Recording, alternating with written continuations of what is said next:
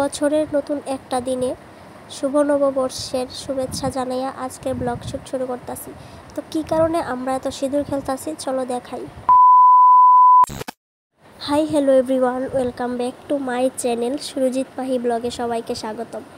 নতুন একটা দিনে, নতুন একটা বছরে, নতুন একটা সকালে ওয়েলকাম জানাইয়া আজকের ভিডিওটা শুরু করতেছি।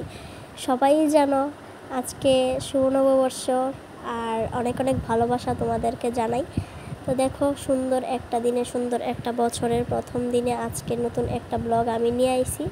তো দেখো, সব সকালে ঘুম থেকে উঠে আগে স্নানটা করে নিছি, নেওয়ার পরেই আমি পড়ছি আমার দোকানে আমি যাত্রা করে নিলাম। তো সবার দোকানে আশা করি যাত্রা করছো। আর তারপরে পড়ছি দেখো আমার ঠাকুর ঘরে, আমরা বাড়ির যে ঠাকুর ঘর, বাবা মার যে মন্দির, শিবকালী মন্দির, তার সাথে অনেক অনেক ঠাকুর আছে আমরা মন্দিরে। তো দেখো সাইডে কিন্তু আমরা গোপুসোনাও বইয়া রয়েছে। তবে গোপুসোনার ড্রেসটা কিন্তু এখনও পরানো হয়েছে না, গোপুসোনার ড্রেস পরবো একটু পরে। তবে আমি ভিডিওটা করতেছি, আর এই সময়ই কিন্তু পূজা দেওয়া হয়েছিল। তো সুরজিৎ এদিকে ডাক বাজাইতেছে, মা কাঁসা বাজাইতেছে, আর আমরা বাড়ির মধ্যে ডাক কিন্তু সুরজিৎ খুব সুন্দর করে বাজাই। তোমরা না হয় আজকে ভিডিওর মাধ্যমে দেখাই দিলাম।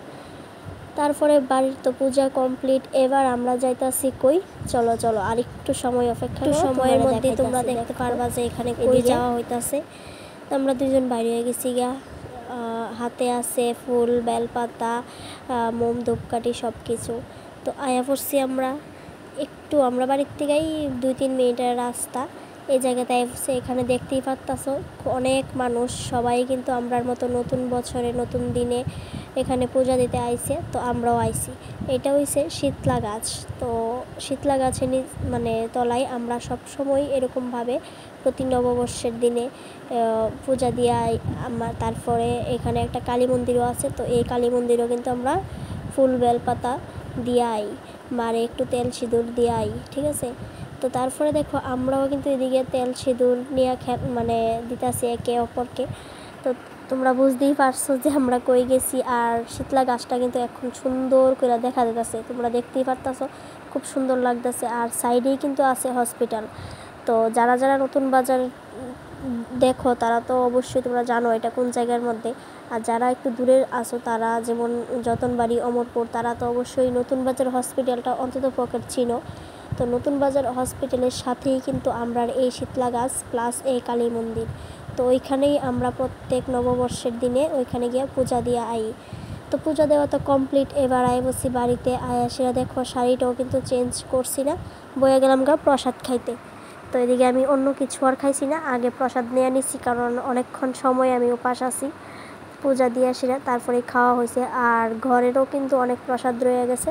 তো আমি আমার দোকানে যাত্রা করছি, দেখতেই পাচ্ছ। তারপরে ঘরেও পূজা দেওয়া হয়েছে, শীতলা গাছের নিচেও পূজা দেওয়া হয়েছে। সব কিছু মিলাই কিন্তু আমি অল্প অল্প করে প্রসাদ নিয়ে বয়ে গেছি। আর ভাবছিলাম এই শাড়িটা পরে রাখুম আজকে, তবে রান্না টান্না করতে হইব, তো আর শাড়িটা আর পরা হয়েছে না।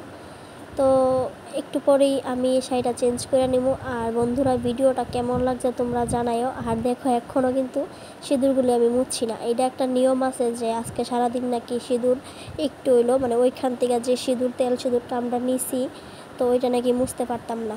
তো বাই বাই, ভিডিওটা